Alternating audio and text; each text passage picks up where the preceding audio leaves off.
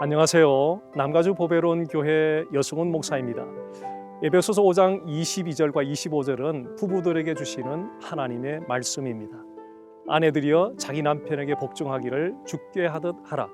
남편들아 아내 사랑하기를 그리스도께서 교회를 사랑하시고 그 교회를 위하여 자신을 주심같이 하라. 결혼식과 결혼 생활은 별개라는 사실을 생각해 본 적 있습니까? 결혼식에 일어났던 추억들을 되살려서 생각해 보십시오. 신랑과 신부 간의 사랑과 헌신에 대한 서약이 있었고, 가족과 친척들과 친구들과 이웃들의 뜨거운 축하가 있었고, 아름다운 음악이 있었고, 맛있는 음식이 있었습니다. 한마디로 결혼식은 행복 만점의 순간이었습니다. 그런데 결혼 생활은 어떻습니까? 불행하게도 많은 부부들이 결혼식 날의 그 행복을 지속하지 못하고 있습니다. 물론 결혼식 날의 행복과 똑같은 행복을 결혼 생활 가운데 기대하는 것은 무리일 것입니다. 그러나 부부간의 근본적인 사랑과 신뢰의 관계가 깨어지는 결혼 생활이 잦아지고 있다는 사실에 우리는 경각심을 가지지 않을 수가 없습니다. 많은 부부들이 결혼식 날의 행복을 지속하지 못하는 배경에는 서로의 관계를 행위와 능력에 기초하기 때문입니다. 행위와 능력에 기초한 관계라는 말은 배우자를 자신의 기대하는 바에 비추어서 판단한다는 것입니다. 예를 들어서 배우자가 자신이 기대했던 성품에 미치지 못하는 모습을 보일 때 배우자에 대해서 불만족을 가지게 됩니다. 또한 배우자가 자신이 기대했던 만큼 생활 능력이 미치지 못할 때 배우자에 대해서 불만족을 가지게 됩니다.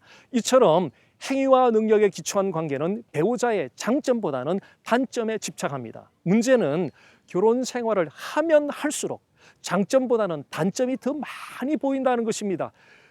그렇게 배우자에 드러나는 단점에 집착한 결과 잦은 갈등과 다툼과 분노를 표출하게 됩니다.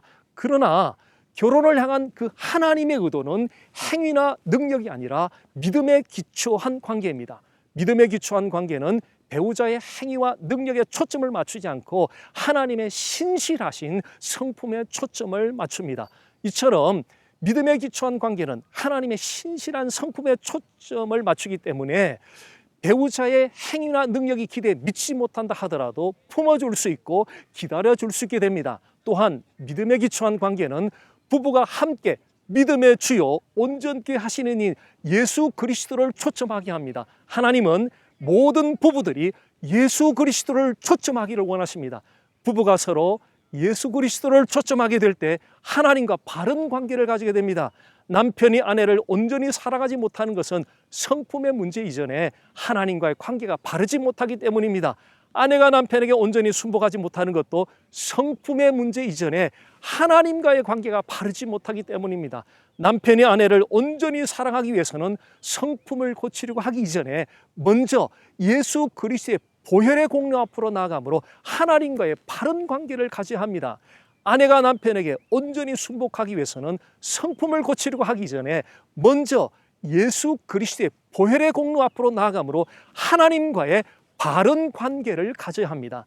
남편이 예수 그리스도의 보혈의 공로를 힘입어서 하나님과 바른 관계를 가지면 비로소 아내를 온전히 사랑하게 됩니다. 또한 아내가 예수 그리스도의 보혈의 공로를 힘입어서 하나님과 바른 관계를 가지면 비로소 남편에게 온전히 순복하게 됩니다. 남편과 아내가 하나님과 바른 관계를 가질 때 영적으로 하나가 됩니다. 이렇게 남편과 아내가 영적으로 하나가 될 때 하나님의 형상을 드러냅니다.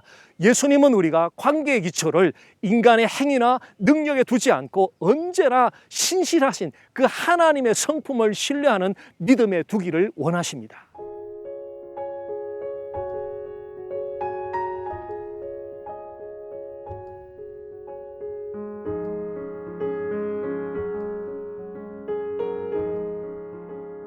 CTS 시청자 여러분, 신실하신 하나님의 성품을 신뢰하는 믿음에 기초한 관계를 가짐으로 서로 간에 겪었던 마음의 상처를 깨끗이 치유하고 서로를 기다려주고 서로를 품어주고 서로를 사랑해주고 서로를 존중해주는 아름다운 부부로 세워져 가기를 주님의 이름으로 소망합니다.